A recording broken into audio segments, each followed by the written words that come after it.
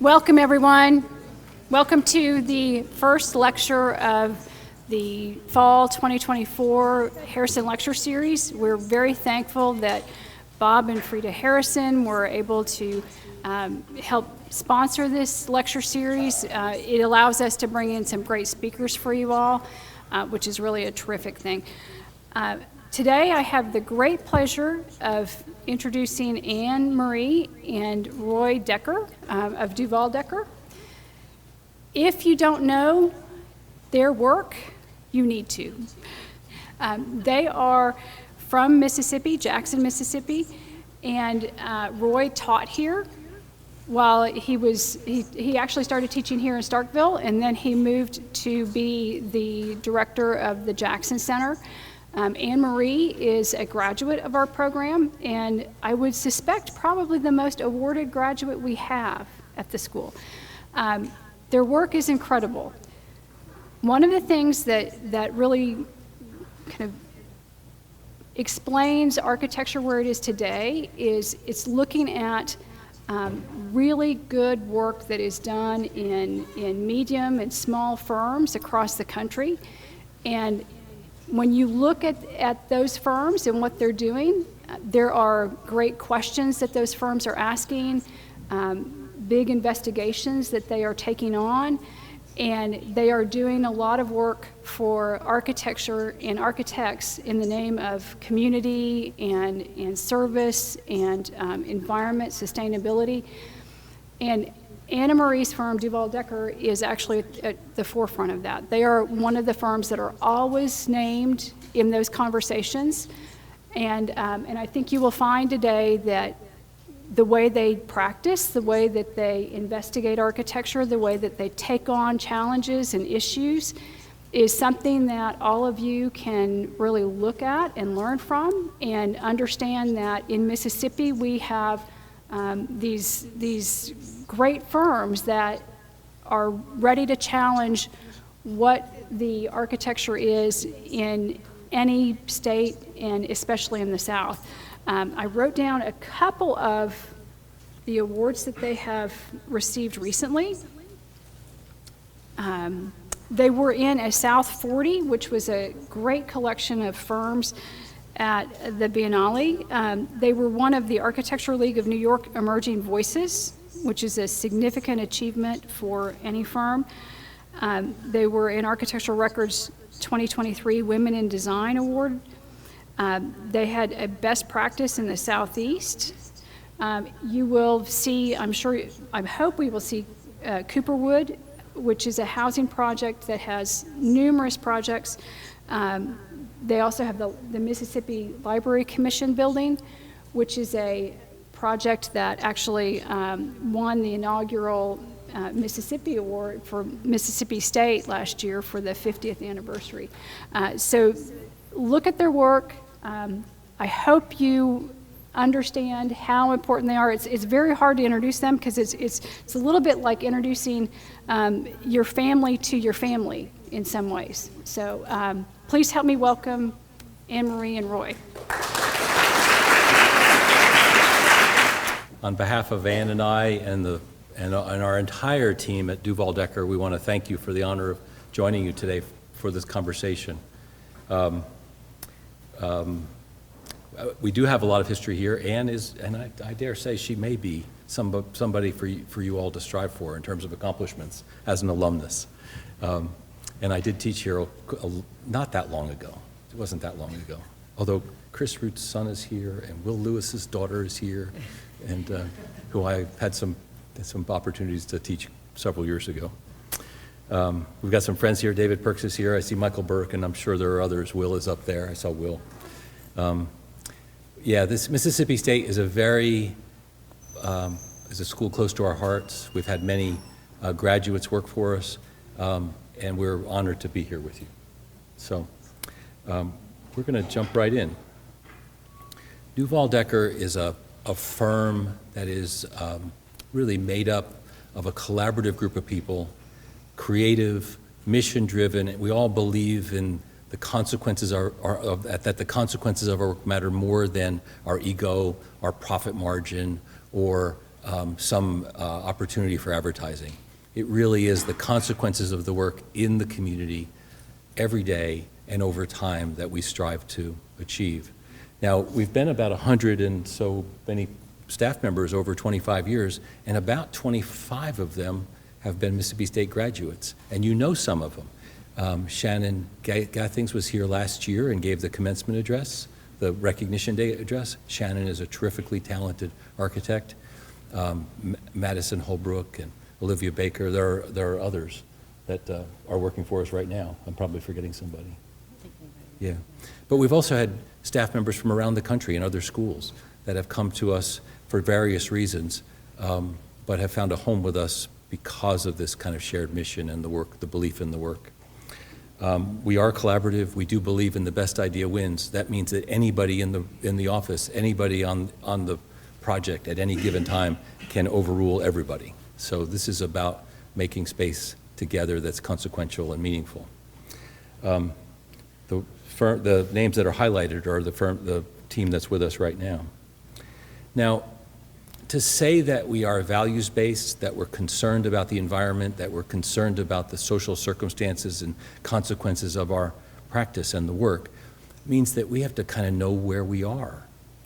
And it's not common, I think, always, for architects to ask themselves the deeper questions about where they are. If you look at the top maps of Mississippi, on the left is the map prior to 1830, when the land was inhabited by indigenous peoples, original people to this country. And in the 1830s, the Trail of Tears pushed and chased and drew those populations and those peoples to Oklahoma and west. And what's significant about the next map, or actually the fourth map over, is after the Trail of Tears, within 30 years, every county in the state of Mississippi had enslaved people. Within 30 years, this land was turned over by the federal government to landowners, plantation owners from other locations, and enslaved peoples to do the work to make an economy that populated their pockets. And we did some research on one parcel of property, and we found that there were 4 landowners, 4 white, a family of 4, and there were 125 enslaved people supporting that farm. And this is a tragedy in our country, but just know that this memory is in the land. If you go further to the right, you see that this was also where Civil War was fought. There are Civil War battles, and all the way to the right, you can see that there were also the number of lynchings per county between the 1830s and 1960s.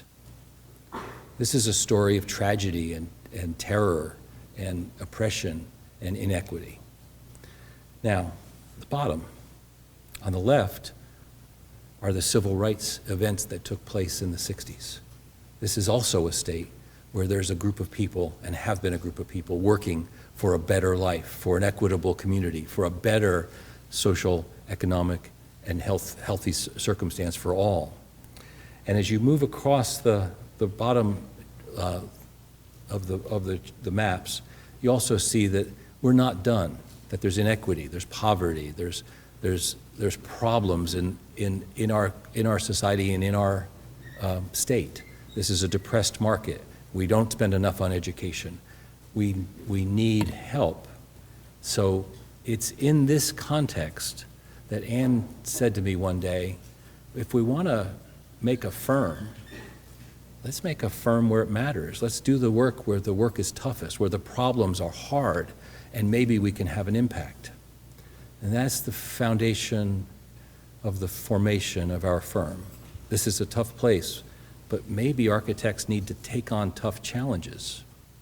And maybe designing a condo in New York is exciting, or a $10 million house in Austin is exciting, but maybe it doesn't do as much good as you might do in a place like Jackson, Mississippi, or Alabama, or other rural areas all around the country.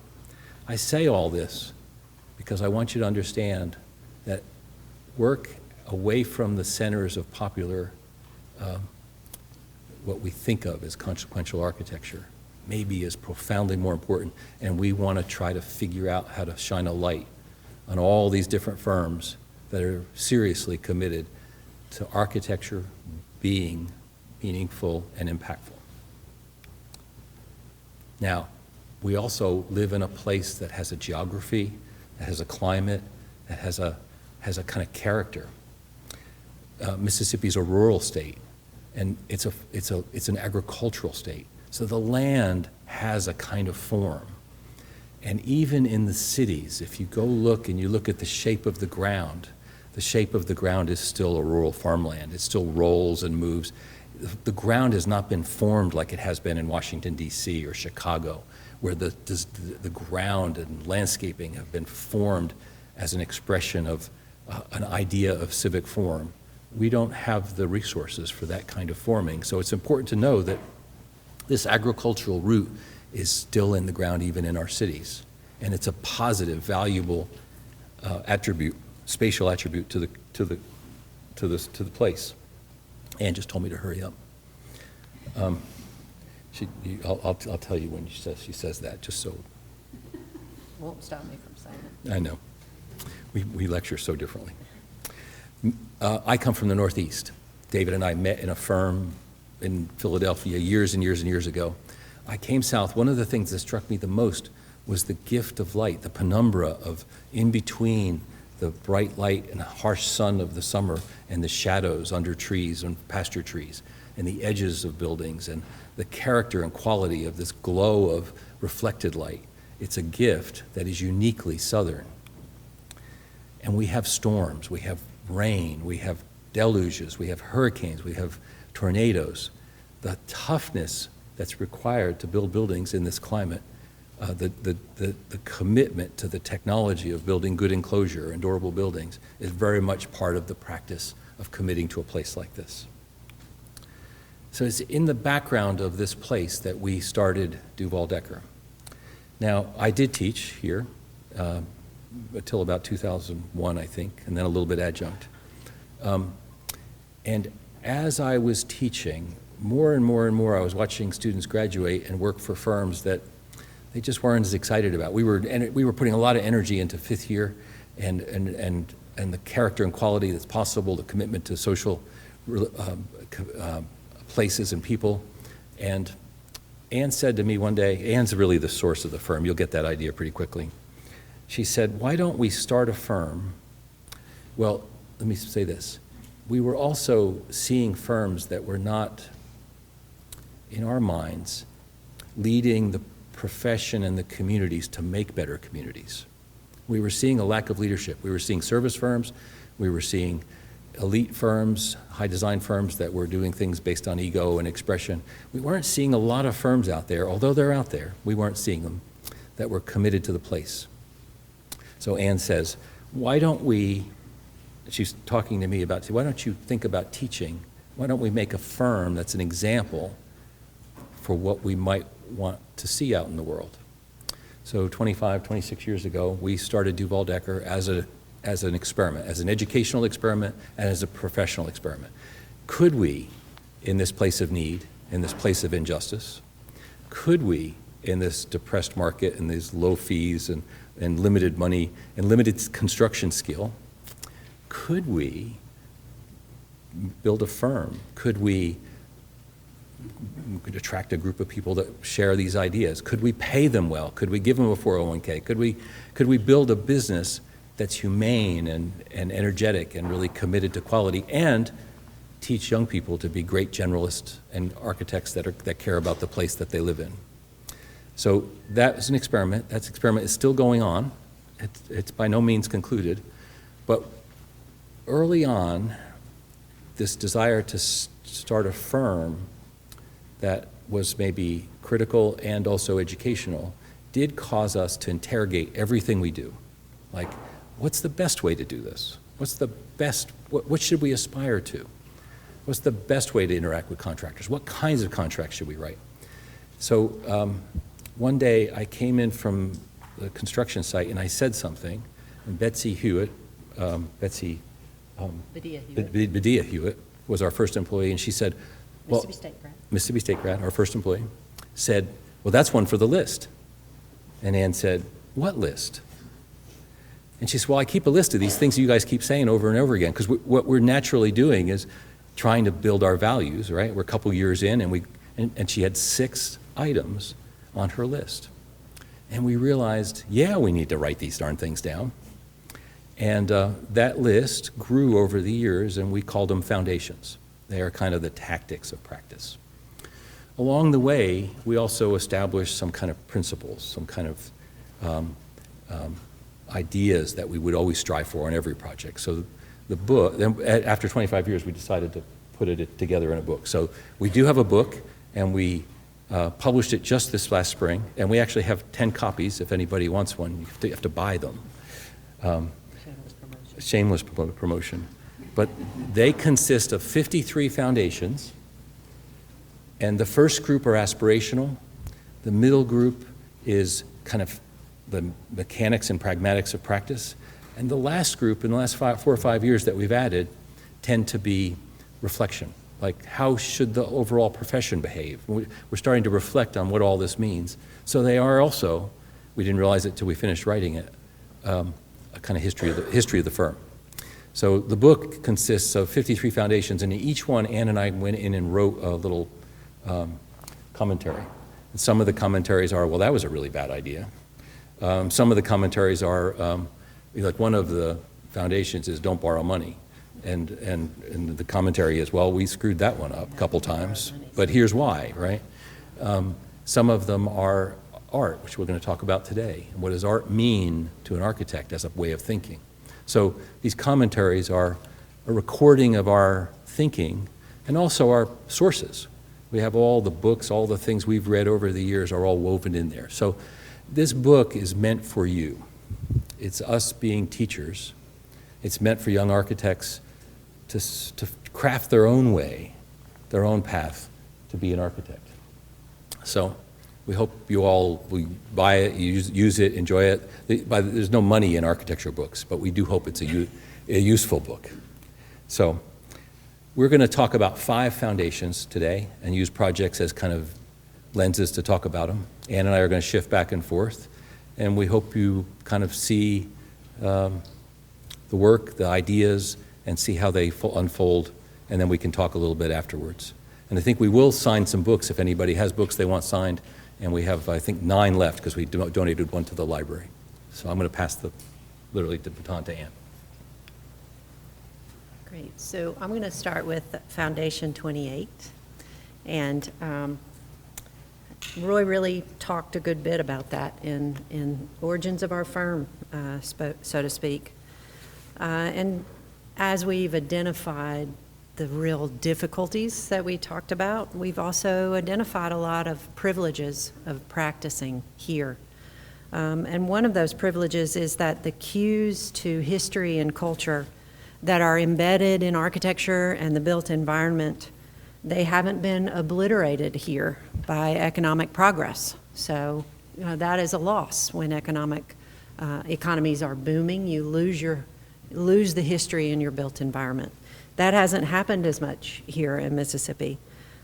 So what happens when you are in these booming economies and architects are serving a sort of capitalism only, is that they can often ignore the origins of place and really participate in helping us to forget that it is both those injustices in the history of a place as well as the heroism that is in a place.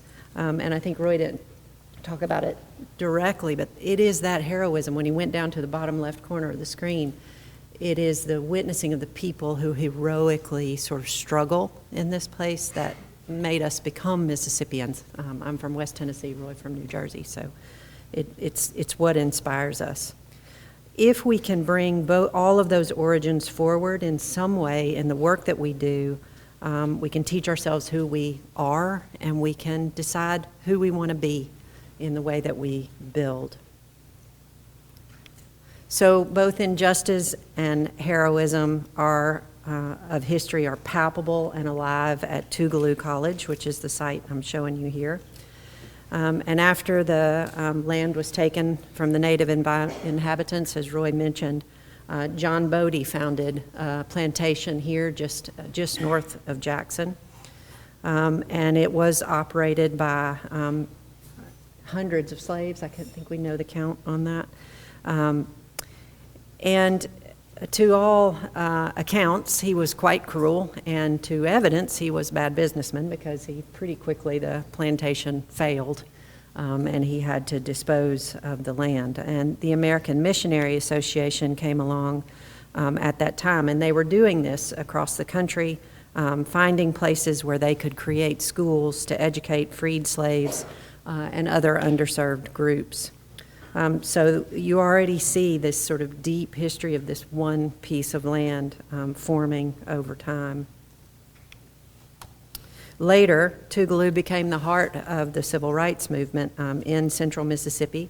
So many a march and protest were started here in the relative safety that was Tougaloo. It was a safe place far enough outside of the city of Jackson that you could work there to plan what you were going to do next and then march out of these historic gates. So one of the instigators of the movement was Ernst Berinsky. He's this very serious-looking guy up on the upper right slide. He's a German-Jewish immigrant who made Tougaloo his home and conducted social science seminars for the students there. And what that did is brought civil rights leaders from all over the country to Tougaloo. Fannie Lou Hamer, Andrew Young, Martin Luther King Jr., Robert Kennedy, all spoke in either Beard Hall, which I'll talk about in a minute, or the historic Woodworth Chapel, and I'll also show you where those are on campus. And they met with Tougaloo students, taught them history, social science, and then also taught them the method of nonviolent protest and turned them into civil rights heroes themselves. So the small building with the one on it there is the Bodie Mansion. And then on this larger map, you can see the number 2 is the historic Woodworth Chapel. You can also see that this is still, as Roy mentioned, the ground hasn't been formalized or made different than it was when Bodie made his plantation. It's an agrarian rolling hills campus with Spanish moss on the trees, and it still has the character of that history, is still present there as well. And then Beard Hall, which was immediately to the south of the mansion, had long since gone into decay, but it was where these social science seminars of Ernst Berinsky's were held, and that became our site for the Benny G. Thompson Academic and Civil Rights Research Center. So we really saw it as hallowed ground with origins that really needed to be remembered in whatever it is we did. At that time, we didn't know what that would be.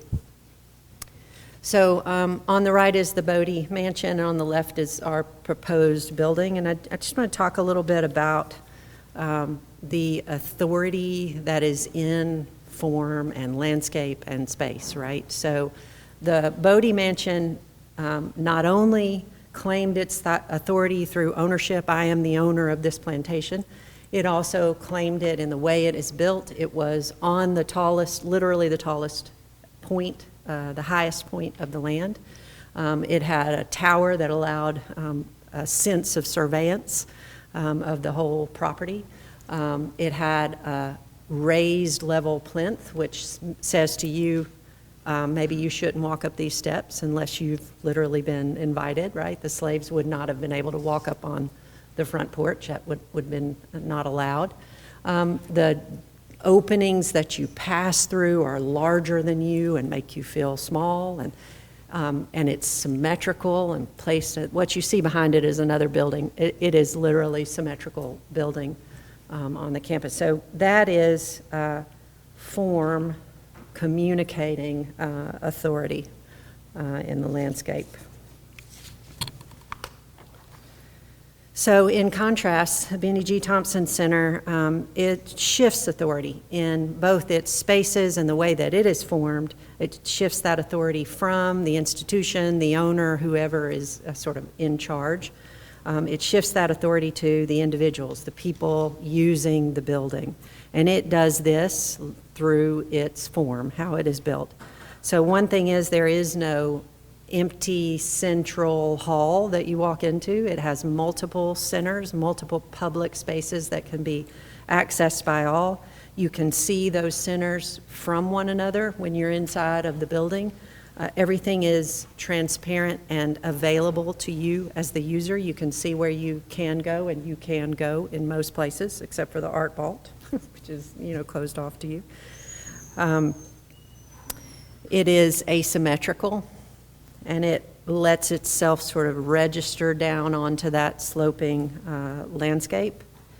The entrance isn't imposing or opaque. It's a transparent corner that slips into the porch, which is just behind the two fellows with the white T-shirts on there. That is the main entrance, just sort of tucked into the porch. And the long shadowed porch, which I warned earlier, we talk a lot about porches, is really a place where you want to linger along the center of campus. The building was the first academic building built on campus since like 1959 when we did this. So there were a lot of program elements we had to get in there, one of which was to house Tougaloo's significant modern and African art collections. And that's a whole other story about another immigrant who made his home at Tougaloo as well. And so we had to display that artwork, store that artwork in a safe environment, and then as well we had a lecture and performance hall, a conference center, as well as just standard classrooms that we fit into the space as well.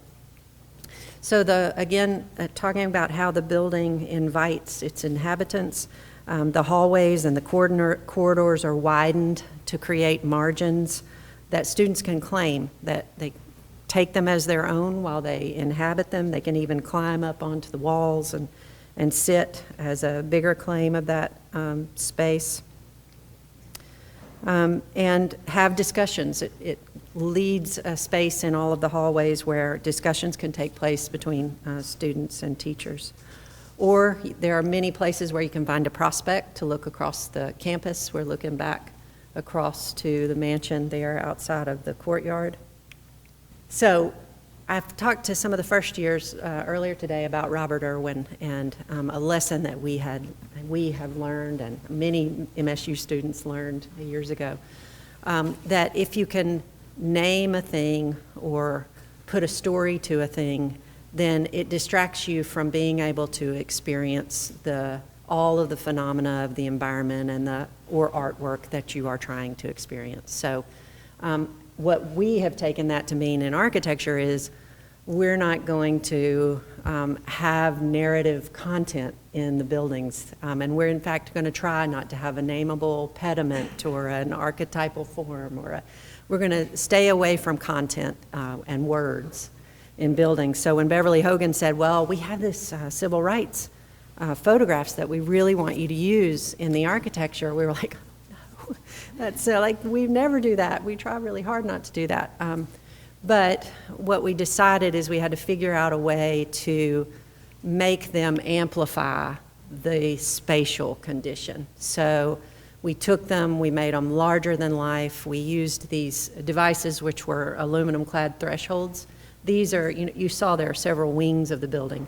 These thresholds connect the wings of the building, and the images, the historic images, are on both sides of you, sort of pressing in. And what we hope about that is that it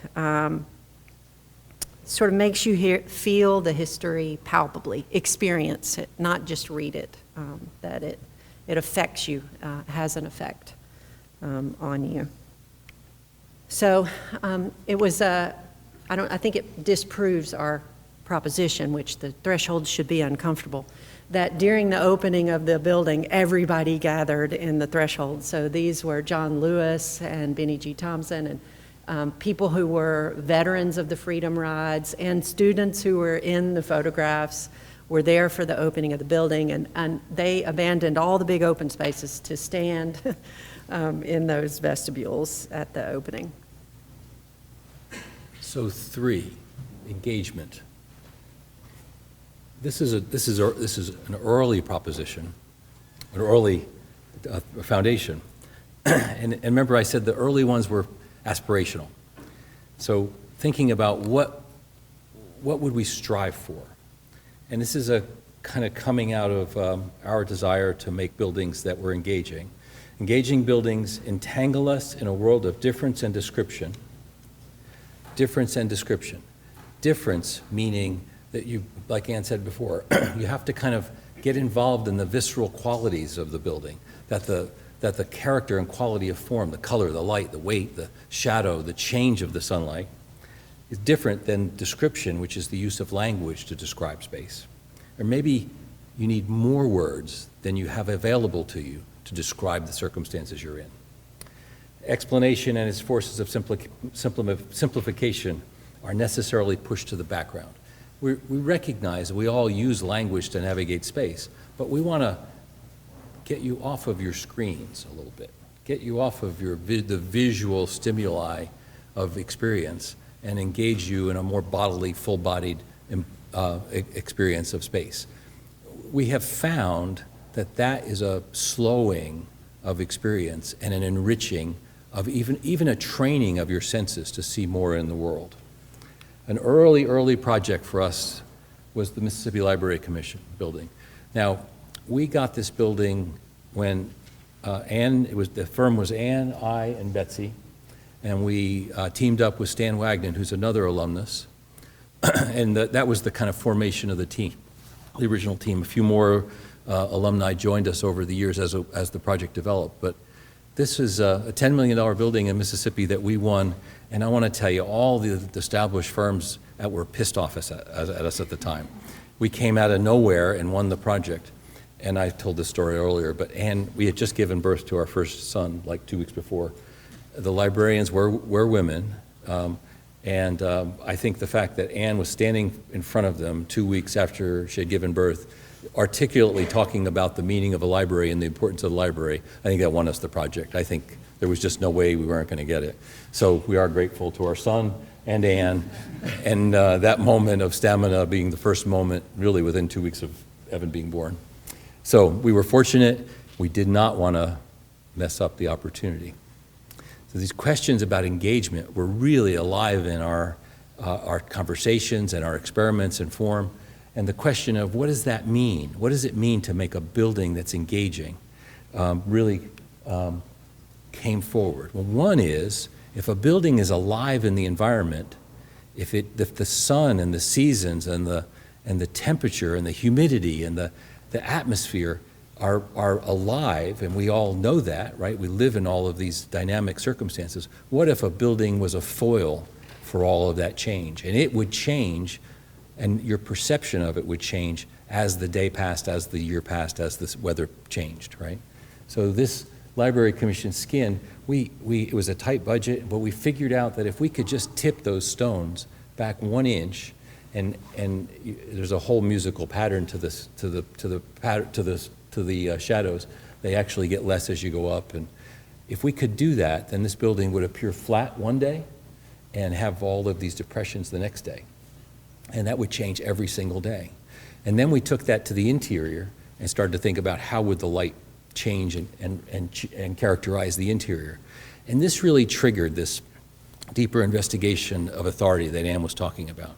We realized that the igniting of curiosity, of inquiry, like raising a building that might raise questions in your perception, your apparatus of how you feel space, if that actually is ignited, if we resist the language, if we open up that possibility, we actually might be promoting a kind of citizenship awareness of space. And if we could make a building that did that, maybe it would, hopeful here, maybe it would open each of us to the differences that we both share and distinguish us. Maybe it could have a social benefit. The more that we relied on instruction and language, the more we thought, and this is proposition, that we would be passive consumers of space, passive consumers of our lives, following the instructions of authority, advertisers, politicians. Now it's even worse. Now, the language, the instruction that we get even tells us what truth is because of what we choose to look at. So in our minds, way back then, this is 20 some years ago, we were asking ourselves, could we make space that promotes inquiry? And could space be educational? So we looked to art first. Raphael's School of Athens on the left, single point perspective, Braque and Picasso and the Cubists, and then the abstract expressionists, Pollock on the right. And what kind of space are each of these artists making? So we did the research. We needed to know how form, we were talking with the first year students before, learning the skills of understanding how the principles of form making, of space making, can play out in many projects. We went to art and tried to discover what would be those principles. And we found certainly that the School of Athens is a singular point perspective. Plato and Socrates are telling everybody in the world, including the observer, that they are the answers to everything. Everything else is irrelevant, you're all not important. That single point perspective is the center of the world, and all knowledge is held within their purview. The Cubists said, wait a minute, the time is important here, and they introduced time and the shifting of time along the flat surface. But for us, it was the abstract expressionists who didn't name their paintings, and they pushed space out in front of the canvas, in front of the picture plane, and they said, form is not this painting, and form is not the perception of the painting. Form is the interaction between us and things. And if you all think that you know what things are and that you can determine what an objective reality is, you're fools. Your eye can't capture all perspectives at every moment, right? Your eye is shifting around. Your understanding of space is limited. You're pushing and pulling things that are important and less important every moment. Merleau-Ponty tells us this, right? That space and organization of your understanding is alive and in flux. And I guarantee all of us would see color slightly differently. So if we acknowledge that perception of form is not the thing, it's also not the pleasure of the thing, then where is the site of design work? It's in between. We're designing for the experience. And if we're designing for the experience, we're interested in the value of that experience. We're interested in the character of that experience. We're interested in the mission of that experience. You know, how does that experience play into the authority of space? How do we understand authority based on standing up high on a podium or down low, like Ann talked about? So it's in that distinction that we started to think about different ways to make a plan, not the Alts Museum and Schinkel and the center and the panopticon of power, but what we called a pause and move plan. I've reversed it a couple times, move and pause plan, and this multiple centers that also played itself out in the Benny Thompson building. And in between, this is not about the indeterminate space of early modernists. We thought about the integrity of each room, but we thought about the connections being horizons, like inner horizons, like you're not alone in this space. There's another space that you can sense.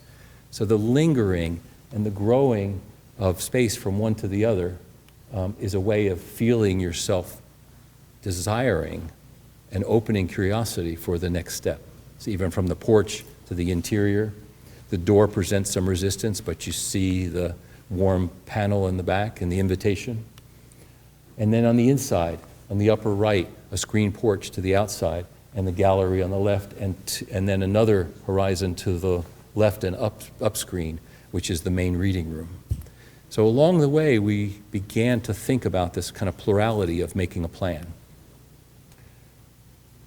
And even the way in which we make a wall and a floor, or a ceiling and a wall, that those things can be plastic to each other and they can spread. We can stretch the definitions of the typological elements of making a building. We started to experiment with the components of the spaces themselves.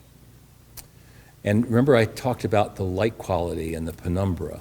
Could we make edges that were distinctly unique, and then could we also spread that space into a larger room and see these two spaces come together? The line of columns are a little bit of a horizon for the big reading room and vice versa.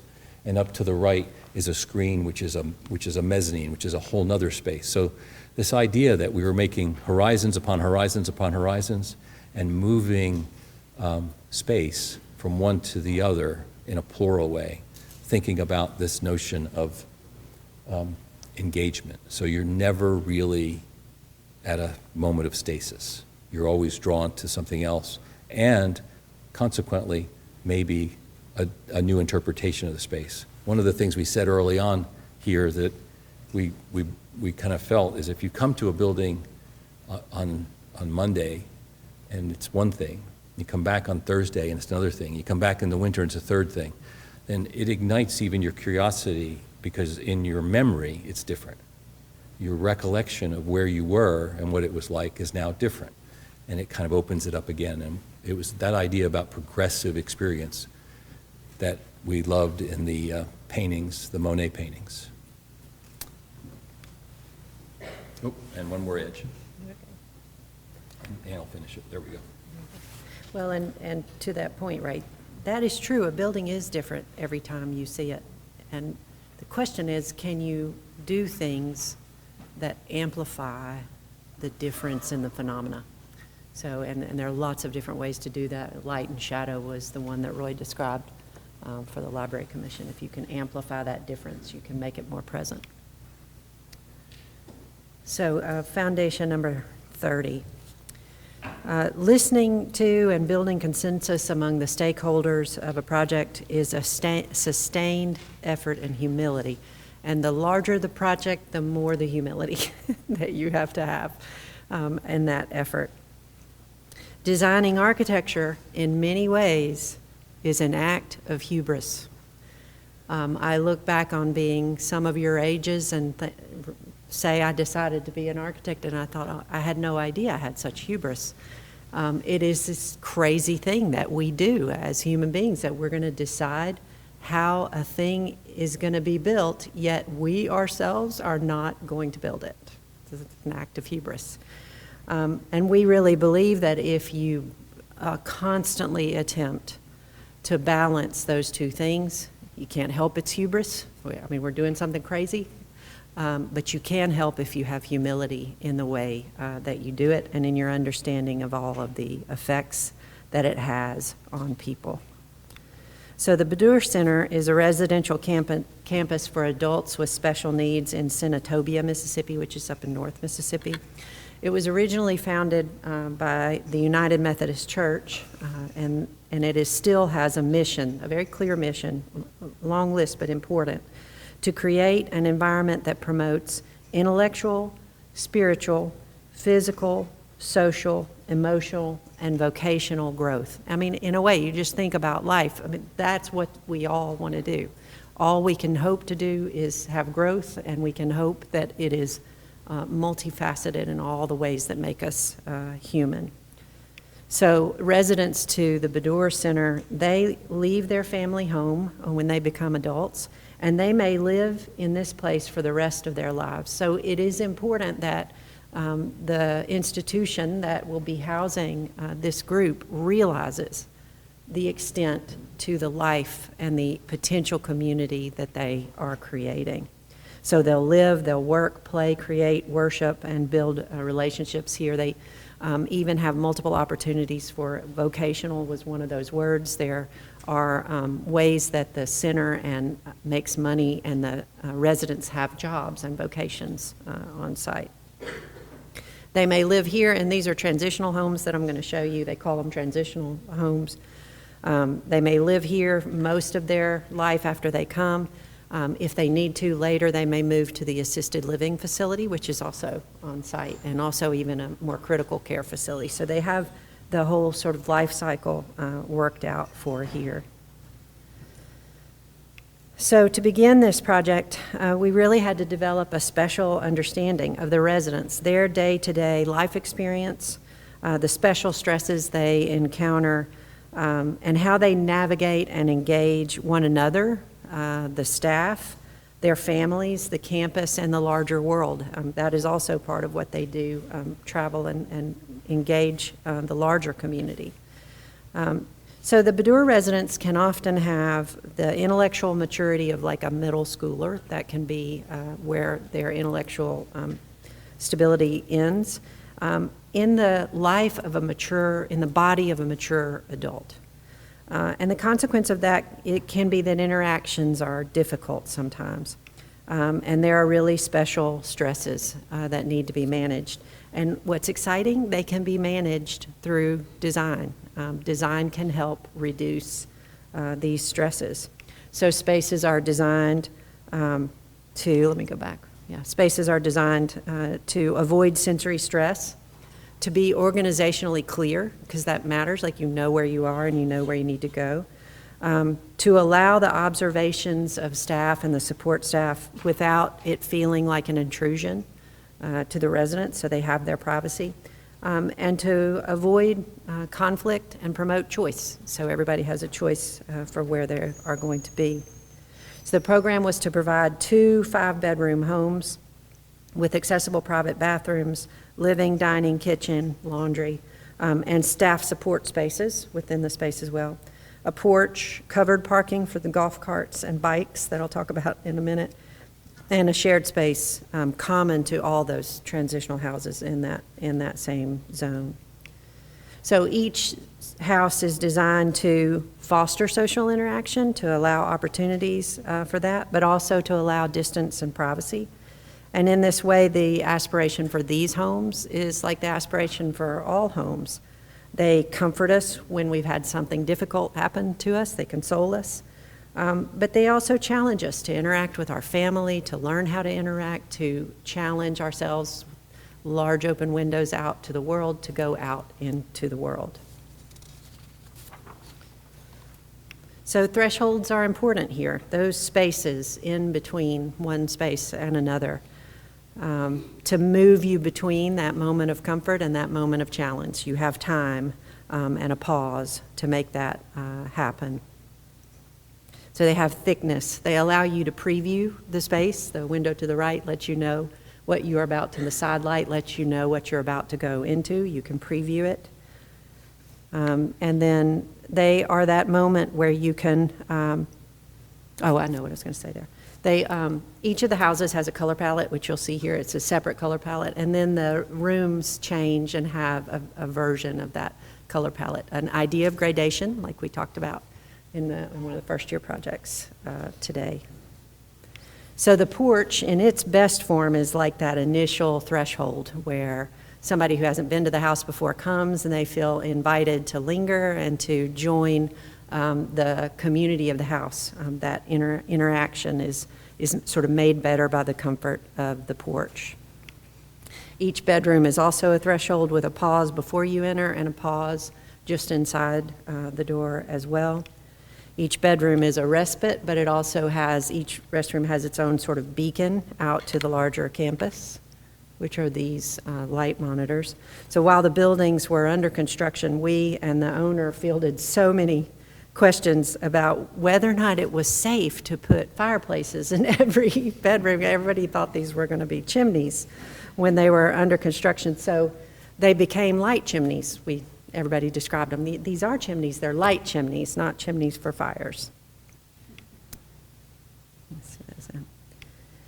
So the Baddour campus is like just the most well-planned small town you can imagine. The residents walk, bike, or take these golf carts to all of their various activities on campus.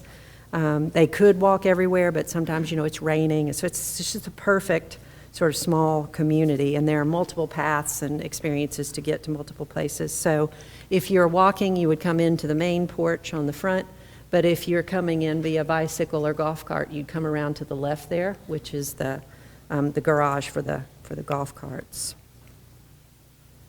And then you would come in through this covered walkway and into the breezeway between the two wings of the building. So what is most, again, I say, privileges, the privileges of doing difficult things. The opportunity to understand the special needs of the Baddour residents was that sustained act of listening and learning that I described earlier. And it really taught us that these special needs are really universal needs. Like, we all have tough days, and we all have trouble interacting sometimes, and these sort of graces in threshold and space design and allowing people to see what they're getting into are really good design for all of us. They're universal design. And it allows us really all to experience space on our own terms. And Karen, here's Cooperwood. So this is, again, part of those early aspirational foundations. Art. And we had to think about art.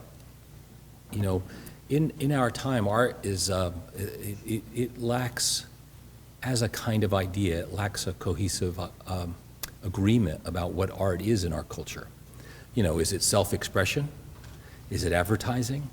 Is it propaganda?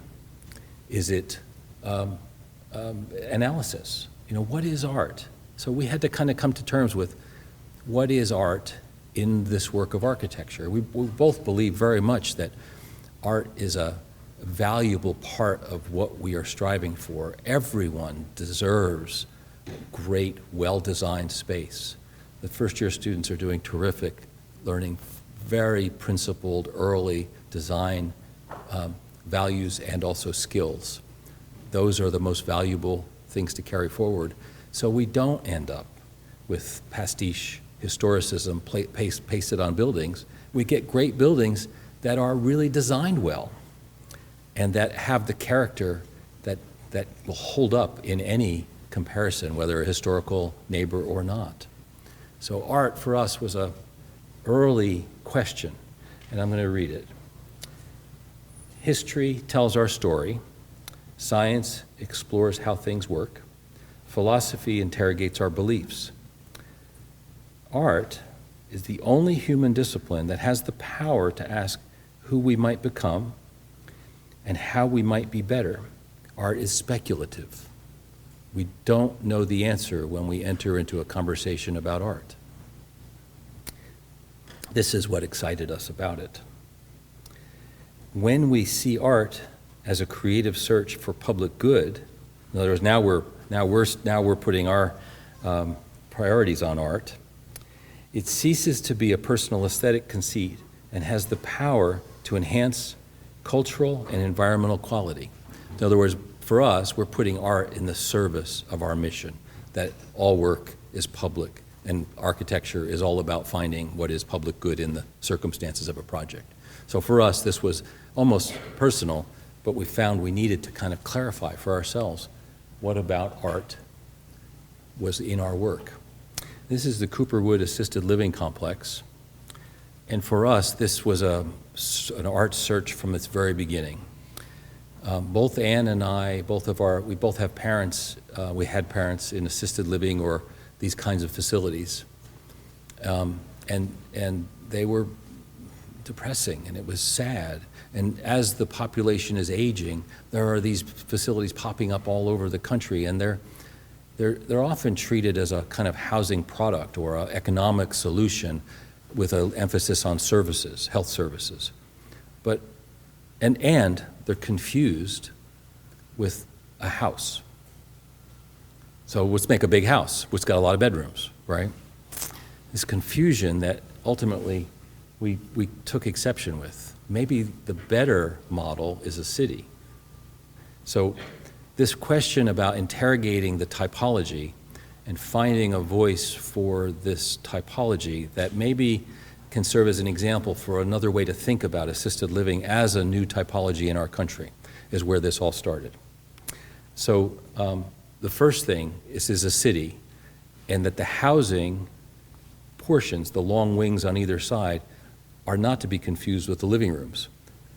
It's a city, and the public building, although small by comparison, is in the middle and sits and spans over the water that flows through it. This is also a wetland site with way too much water flowing through the site. Our owner got the site in an auction, thought it was a deal. It turns out it was wetlands. It cost a lot of money to solve that problem.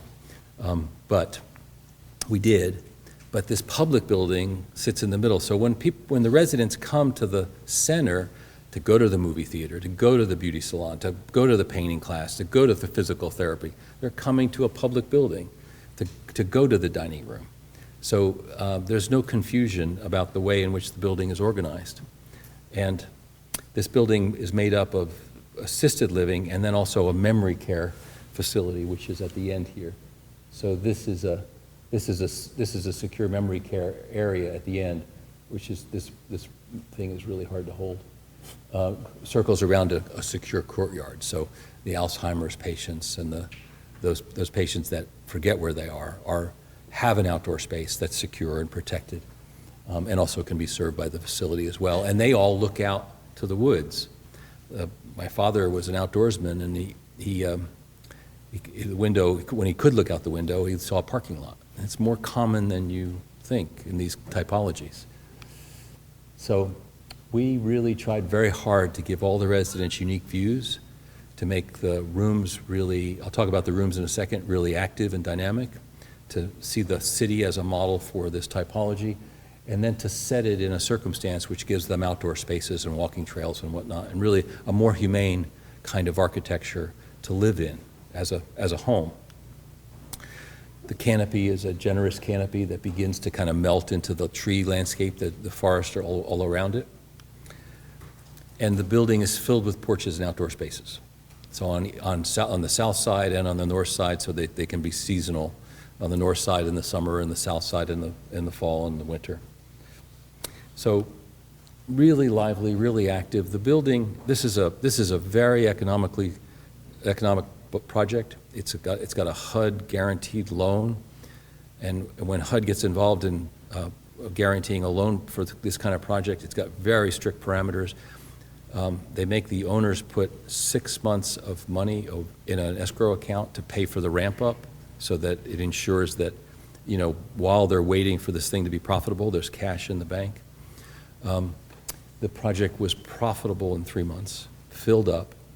Residents came from other facilities in the area. Even staff members came from other facilities in the area to work here because they enjoyed the spaces and the architecture.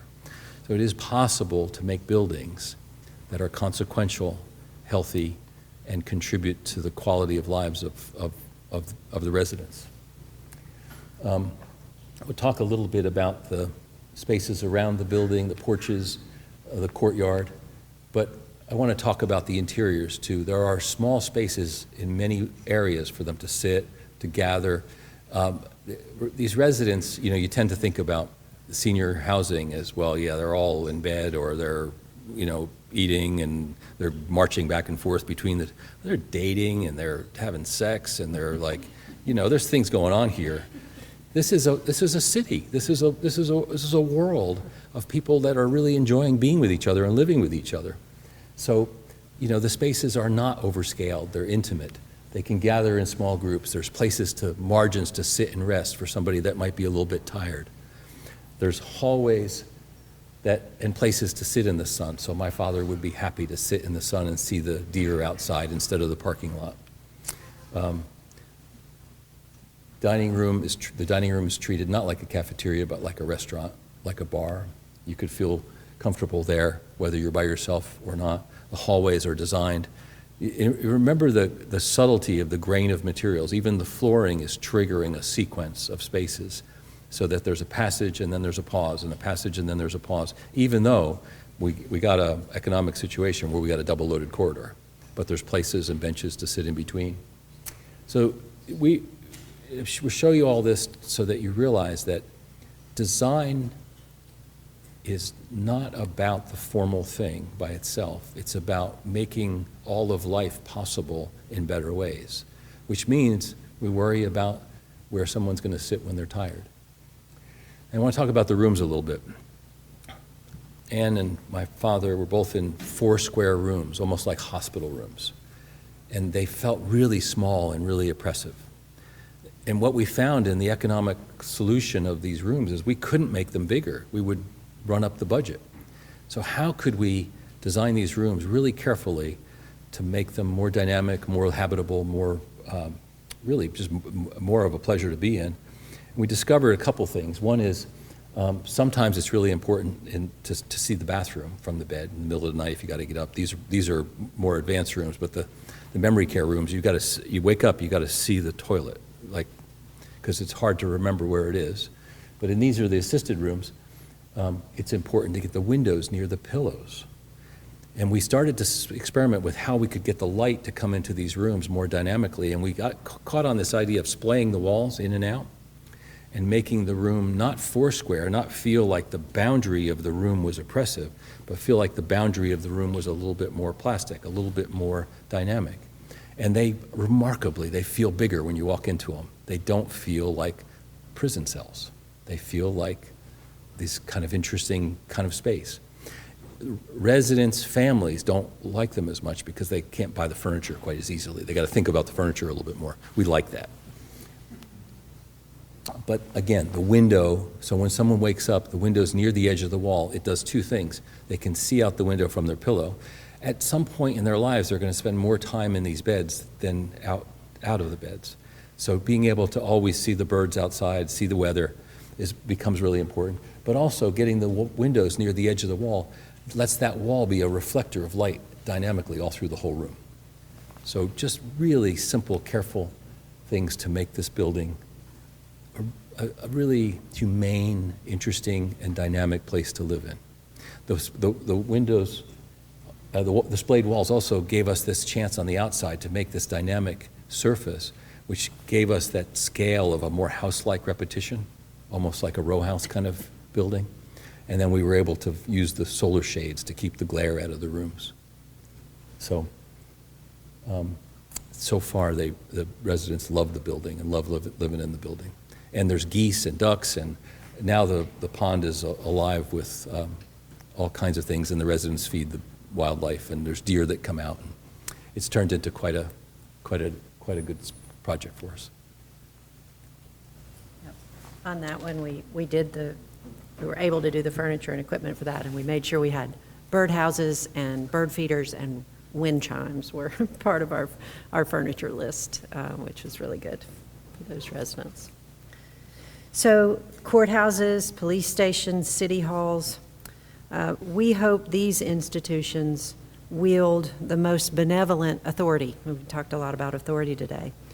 We hope that they serve each of us.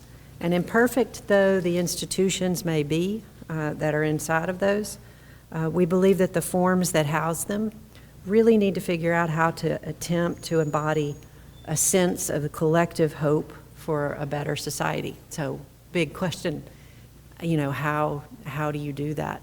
And we go back to some of these things that we've said and for us, this sort of public project is about meaning.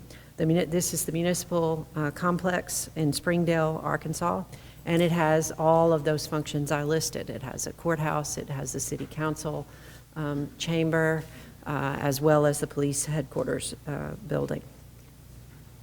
And Springdale is on the Razorback Greenway between Bentonville and Fayetteville in northwest Arkansas.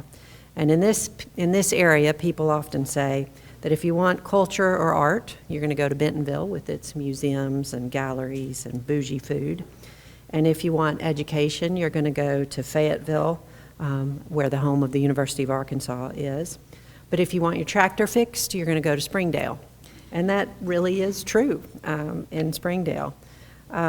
They are a diverse, largely working class population known for productivity, skills, and craft. Many times the construction sites in the booming economies of Bentonville and Fayetteville are manned by the laborers and subcontractors from Springdale. So the city really embraces this diversity. It actually has it's diverse in a different way. It's not diverse like Jackson, but it is diverse for Arkansas. They have the largest population of Marshallese people in the United States, oddly. And they are, like I said, this hardworking group. So the city administration really attempts to say, let's leverage this economic growth in the region for our citizens to use those skills. So while we were learning about the people of Springdale, we also studied the physical context of the project. the landscape, the planning, and the other significant forms and spaces that should influence the work that we are doing. So our project site sits between Huntsville Avenue, which is a sort of a major entry corridor into the city, and Emma Avenue, which is down there. You can't quite see that label, but that's really their Springdale's Main Street is Emma Avenue. They actually have a yearly dinner on Emma where they line tables up down the street, and everybody sits at one dinner table on Emma Avenue. And then you can't quite see it, how the landscape is formed here, but that Shiloh Meeting Hall up in the upper right-hand corner is up on a bluff above the Greenway, looking back out. So it really kind of, if there's a shape with some authority there, it is that Shiloh Meeting House that affects the rest of our site. And then Shiloh Square is down and to the south right on Emma. And that's where a lot of the festivals and events are sort of centered in Springdale. They all happen there at Shiloh Square. So previously, the police department, the planning department, the courthouse, they were just scattered all over Springdale. So you had to really be in the know to know where to get your services for all these different things that scattered all out throughout the city, and not in very ideal conditions. So we were charged with consolidating all of those departments into a single building that would total 125,000 square feet, and we had an extremely limited budget. So we assessed the existing facilities to figure out how much of them we could use. This is the existing, quite exuberantly formed administration building on the lower right-hand corner. And those, as you can see, those fins coming out were not very useful space. They were so small and distinct that they weren't very useful. But we were able to keep the rest of the administration building and renovate that to help keep our budget, help keep our costs down. So we established the order of construction. The design of the new complex had to keep all of the departments somehow functional all along the way, particularly the police, the 911 emergency dispatch area. We had to keep it up and running, build the new phase 1, which was the police headquarters building, get the 911 dispatch in there before we could build the next phase of the construction. So it was a full 2-phase project, which spanned over several years because of COVID falling in the middle of that. So the building is really arranged around a generous arcade, what we like to think of as an interior street, a public street inside the building, and then a single entry where it comes out here, which you'll see more about here in a minute. And then that is along Spring Street, which is also parallel to that Razorback Greenway, and that's really part of the city's plan for this whole area, which I'll show you a little bit more in a minute.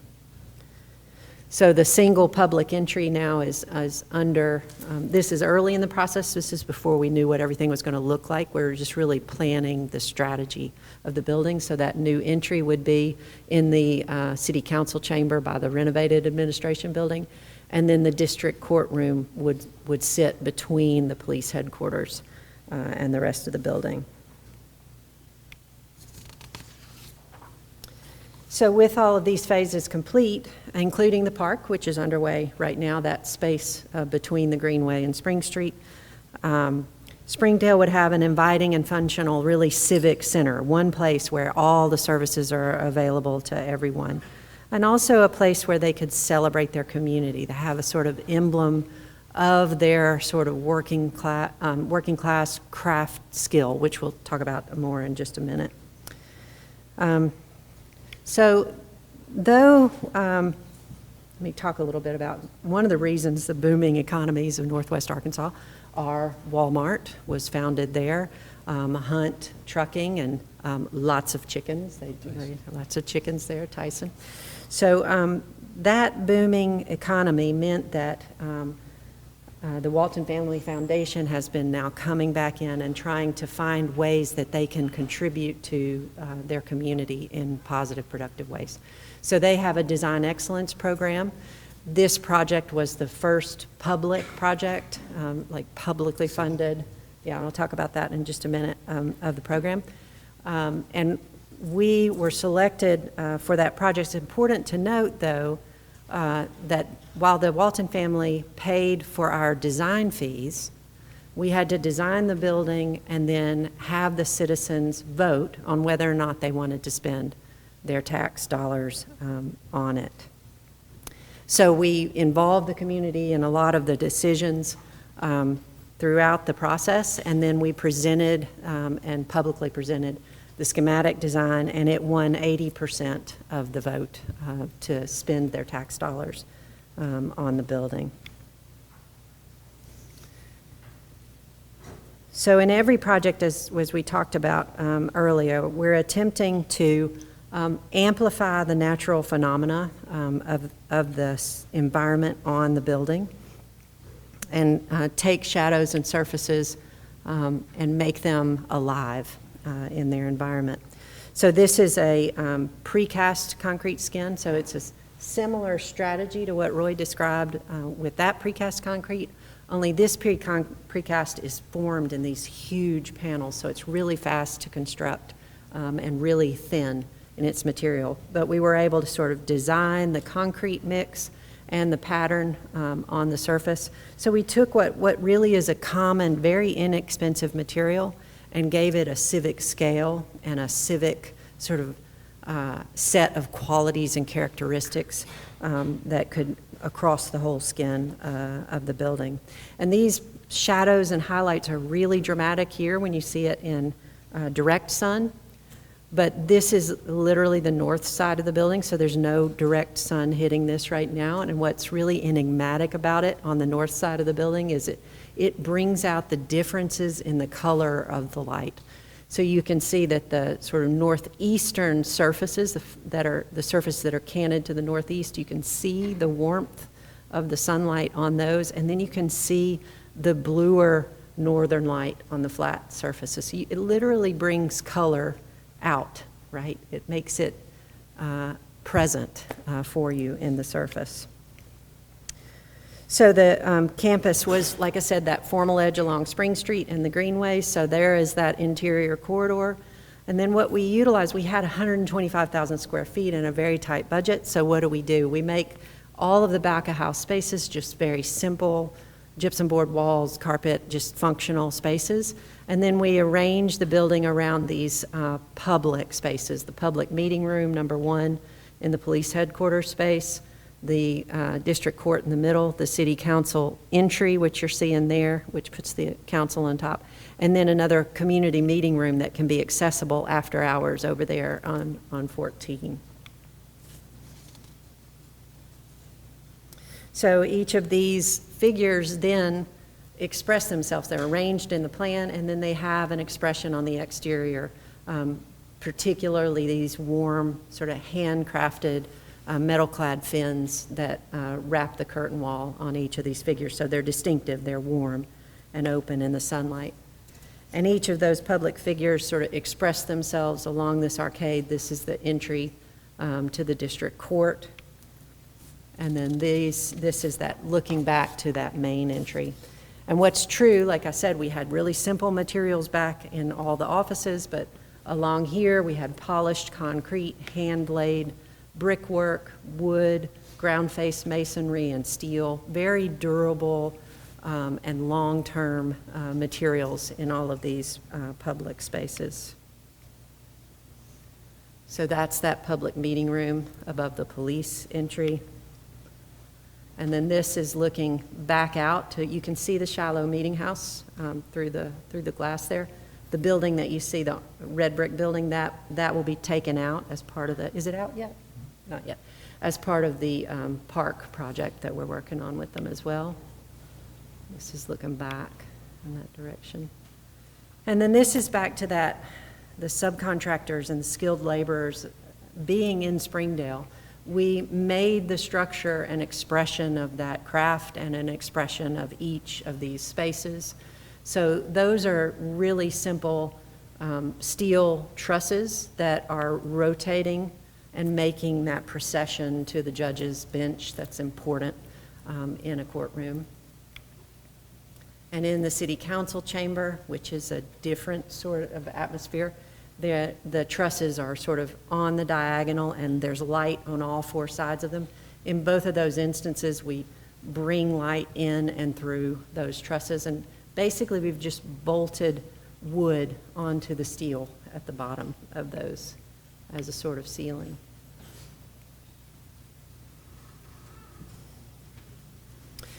So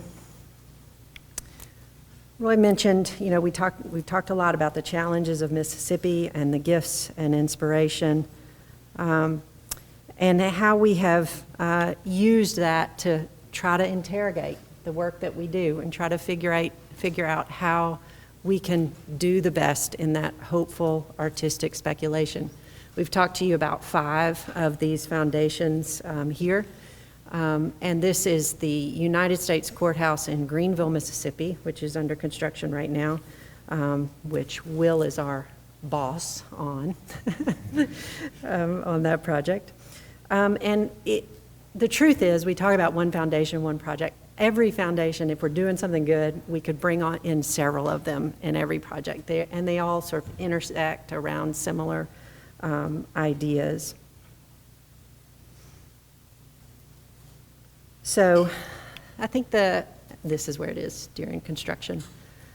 What's really palpable when you build a building as large and complicated and as many users as you have here is that statement we made a long time ago before we did a building like this, that architecture is a public act. And mind you, this is a public building, but it doesn't really matter who funds the project, whether it's public or private or whatever. So many people, it takes so many people to conceive of it, so many people to craft it, to build it. And then there are so many people who are going to interact with it, whether they choose to or not, that architecture is, no matter what, indeed a public endeavor. And so, as Roy mentioned, form for us is that transaction between us and things. It's that space between. And if it's to be meaningful, as we've described in several ways, it should engage the phenomena of our place, the light, color, brightness, and then the history of its people, its culture. And if we can hope to make an architecture that is meaningful, we have to avoid those simplistic concepts and seek imagination over fantasy, description over explanation, as Roy mentioned, and inquiry over instruction. So thank you. We'd be glad to answer questions as well.